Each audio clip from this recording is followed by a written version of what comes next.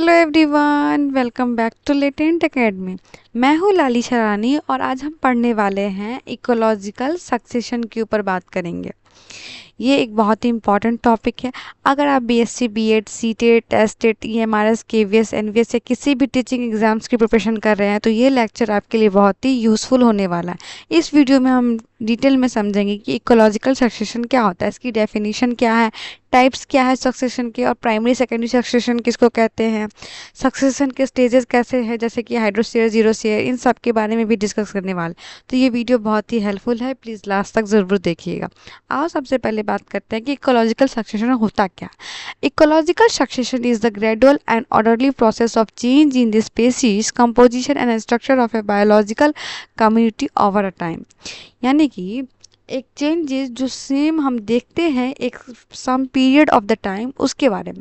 According to the NCERT Class 12th Biology Chapter Ecosystem, succession is the natural process by which one community replaces another until a stable and self-sustaining climax community is formed. During succession, organisms modify the environment and making it more suitable for the establishment of new species. Succession may occur in a newly formed habitat, primary succession, or in a previously inhabited area that has been disrupted. It is called a secondary succession. देखो, सबसे पहले एक simple examples मैं आपको समझाती हूँ। सोचो, एक खाली ज़मीन है जहाँ कुछ भी नहीं उगता। कुछ समय बाद वहाँ छोटी छोटी घास उगने लगती है, फिर कुछ सालों बाद वहाँ झाड़ियाँ आ जाती हैं, उसके बाद बड़े बड़े पेड़ लगने लग जाते हैं, फिर धीरे धीरे पूरा जंगल बन जाता है। तो ये जो एरिया था ना, ये जो कम्युनिटी था ना, धीरे धीरे बदलता है समय के साथ। इसी प्रोसेस को हम क्या कहते हैं, इकोलॉजिकल सक्सेशन कहते हैं। और हमारे एनसीईआरटी में बताया गया है कि ecological succession is the gradually and orderly replacement of one biological community by another until a stable climate community is formed। मतलब नेचर खुद इकोसिस्टम को डेवलप करता है और एक स्टेबल फॉरेस्ट तक पहुंचता है। ठीक है।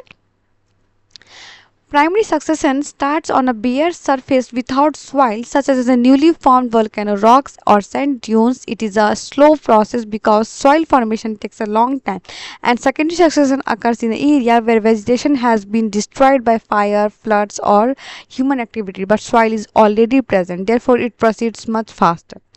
देखो, अगर मैं आपको एक सबसे अच्छी बात बताती हूँ तो हमने प्राइमरी सक्सेशन और सेकेंडरी सक्सेशन के बारे में बताया, जो कि दो तरह की इकोलॉजिकल सक्सेशन को डिस्क्राइब करता है। ठीक है। अब हम बात करते हैं प्राइमरी सक्सेशन में। प्राइमरी सक्सेशन वहाँ होता है जहाँ पहले कभी लाइफ था ही नहीं। यानी कि समझो तुम अपने माँ बाप के पहले बच्चे हो, यानी कि इससे पहले तुम्हारे माँ बाप के पास कोई बच्चा नहीं था, तो तुम प्राइमरी यानी कि फर्स्ट नंबर के बच्चे हो। तो तुम्हारी जो केयर होगी थोड़ी ज़्यादा होगी पहले, मतलब बाकी किसी पहले वाले बच्चे से। वही तुमने माँ बाप के दूसरे बच्चे होंगे तो तुम्हारी केयर थोड़ी सी कम होगी। क्यों? क्योंकि तुम एक पहले से तुम्हारे पास एक भाई बहन था, उसके बाद तुम आ रहे हो, तो उनको एक बच्चे को पालने का उनको केयर करने का एक्सपीरियंस पहले से था। तो तुम्हारी थोड़ी सी उनके नज़र में वैल्यू प्यार कम होती है कंपेयर टू फर्स्ट चाइल्ड। और वैसे भी मोस्टली पेरेंट्स अपने फर्स्ट चाइल्ड को ज़्यादा ही प्यार करते हैं। यहाँ सॉइल भी वही करता है। जैसे कि कोई नया, मैं आपको बताऊं, कोई नया वॉल्केनिक रॉक था या बेयर रॉक था या कोई भी सैंड ड्यून्स था, वहाँ क्या होता है, सॉइल ही नहीं होता है। उस रॉक के पास कोई सॉइल नहीं होता है, इसलिए पहले से सॉइल बनाना पड़ता है। इसी वजह से प्राइमरी सक्सेशन बहुत स्लो होता है। कई बार इसे कंप्लीट होने में हज़ारों साल लग जाते हैं। क्योंकि देखो, यहाँ मैं फिगर से आपको समझाती हूँ। यहाँ मान लो अगर रॉक्स हैं, रॉक्स के पास कोई भी तरह का वो है ही नहीं सॉइल जो कुछ भी ग्रो करेगा, और कुछ ग्रो करने के लिए, न्यूट्रिएंट्स के लिए हमें सॉइल की ज़रूरत होती है। तो वहाँ पे सबसे पहले क्या आ जाएगा, लाइकेंस और मॉसेस आ जाएंगे। फिर वहाँ पे कुछ कुछ थोड़े बहुत घास वगैरह, पतझड़ वगैरह होगा। फिर छोटे छोटे प्लांट्स वहाँ पे आने लगेंगे। फिर छोटे छोटे श्रब्स आएंगे।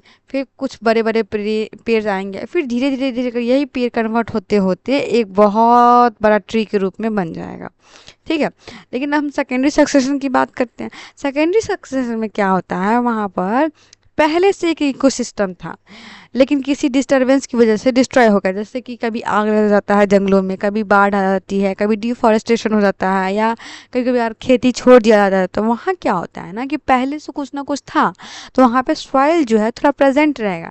इसीलिए सेकेंडरी सक्सेशन में क्या होता है कि प्राइमरी सक्सेशन से काफ़ी जल्दी होता है क्योंकि सॉइल प्रेजेंट था, सॉइल प्रेजेंट है तो मान लो अब इसको ये 2 स्टेज तो करना ही नहीं पड़ेगा, ऐसे इसके लिए टाइम बच गया तो इसका ग्रोथ ऐसे भी फास्टली होगा उससे। ठीक है, अब हम पहले बात करते हैं कि 2 इम्पॉर्टेंट टाइप के प्राइमरी सक्सेशन के बारे में, जो कि है हाइड्रोसीयर और जेरोसीयर। हाइड्रोसीयर जो है और जेरोसीयर जो है वो किसका पार्ट है, प्राइमरी सक्सेशन का पार्ट है। ठीक है, जहां हम इसके बारे में अच्छे से डिस्कस करते हैं। सबसे पहले अब हम बात करते हैं हाइड्रोसीयर के बारे में कि हाइड्रोसीयर क्या होता है। Hydrosphere is the succession that starts in a freshwater habitat such as a pond. The first colonizer are phytoplankton, followed by submerged plant like hydrilla as organic matter accumulates floating plants and such as lotus appears. Gradually, reeds and marsh plants develop, converting the water body into the land, and shrubs are finally trees establish themselves, forming a stable music forest. देखो, हम हाइड्रोसीयर पर बात करते हैं तो हाइड्रोसीयर एक primary succession है जो वाटर बॉडीज में स्टार्ट होता है, जैसे कि पॉन्ड, लेक, फ्रेश वाटर। इसका पहला स्टेज जो होता है ना फाइटोप्लैंक्टन वाला होता है। अब हम पहले यहाँ पे स्टेज इसको डिस्कस करते हैं। सबसे फर्स्ट स्टेज जो है हाइड्रोसीयर का क्या होता है, फाइटोप्लैंक्टन स्टेज। ये रहा हमारा फाइटोप्लैंक्टन स्टेज, जहाँ बहुत ही छोटे छोटे पत्ते वत्ते स्टार्ट हो रहा है। इसको क्या कहते हैं, पायनियर स्टेज, यानी कि फर्स्ट पहला जो उगने वाला चीज होता है उसको पायनियर कहते हैं। Microscopic algae and phytoplankton colonise the water, they reproduce rapidly and add organic matter after the death. सबसे पहले माइक्रोस्कोपिक एल्गी और फाइटोप्लैंक्टन आते हैं, ये सनलाइट से फोटोसिंथेसिस करते हैं, इनके मरने के बाद ऑर्गेनिक मैटर नीचे से जमा होते जाता है। ठीक है, उसका सेकंड स्टेज आता है, वो होता है सबमर्ज प्लांट स्टेज। ठीक है, इसके अंदर जैसे कि हाइड्रिला हो गया, वेलिस्नेरिया हो गया, चारा हो गया, ये सारे प्लांट्स उगते हैं। ये क्या करते हैं, ये सेडिमेंट्स को ट्रैप करते हैं और वाटर की डेप्थ को धीरे धीरे कम होने देते हैं। इससे क्या होता है, वाटर जो है इजीली उसके अंदर जाने लगेगा और एक प्लांट का फॉर्मेशन धीरे धीरे स्टार्ट हो जाएगा।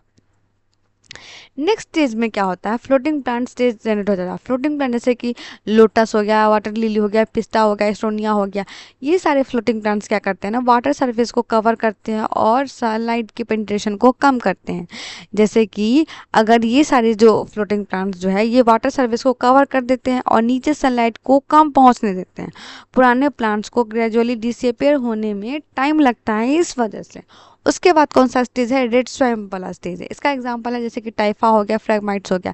इसमें क्या होता है, this plants grow in a shallow water and convert the pond into a marshland. अब ये टाइफा या फ्रैगमाइट जैसे रीड प्लांट्स उगते हैं, वो क्या करते हैं, वाटर को सैलो कर जाते हैं, मतलब उस पूरा इतना फैल जाएगा ना कि पूरा का पूरा पेड़ ही आ जाए। आप लोग कुंभी जानते हो, कुंभी कुंभी आप लोग बहुत कॉमन देखो होंगे कि कहीं भी आपका छोटा सा भी पानी लगा हुआ एरिया है वहाँ पे बहुत जल्दी कुंभी वगैरह हो जाता है। तो ये क्या करता है, ये यही स्टेज है, रेड स्वैम्प स्टेज है। ये क्या करता है, पॉन्ड में मार्स को कन्वर्ट कर देता है, यानी कि काफ़ी ज़्यादा छोटे छोटे प्लांट्स को डेवलप कर देता है। नेक्स्ट है मार्श मेडो स्टेज, जैसे कि इसमें ग्रासेस स्टेज हो गया। The area become almost dry and support a herbaceous vegetation.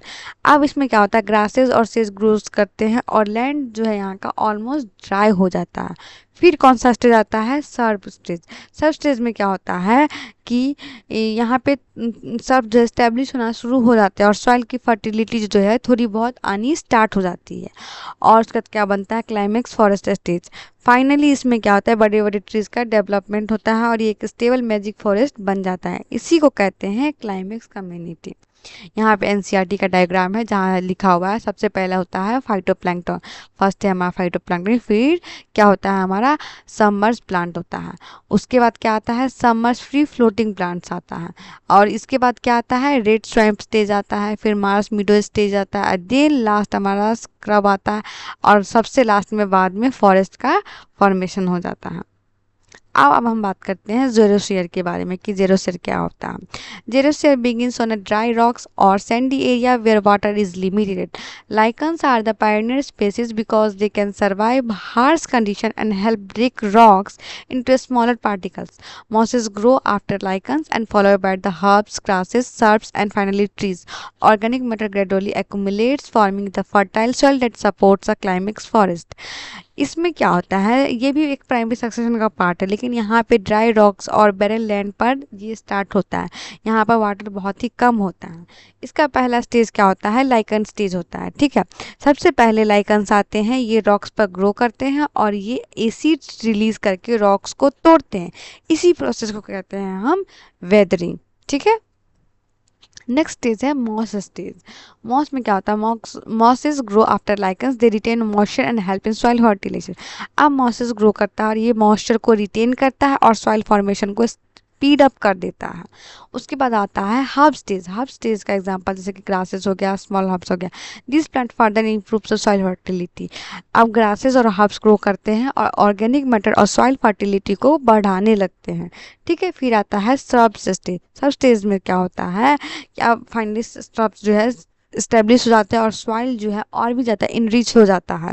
ठीक है, फिर बनता है वही ट्री वाला स्टेज, क्लाइमेक्स कम्युनिटी जिसको कहते हैं, जहाँ बड़े बड़े पेड़ ग्रो हो जाते हैं और स्टेबल मैजिक फॉरेस्ट बन जाता है।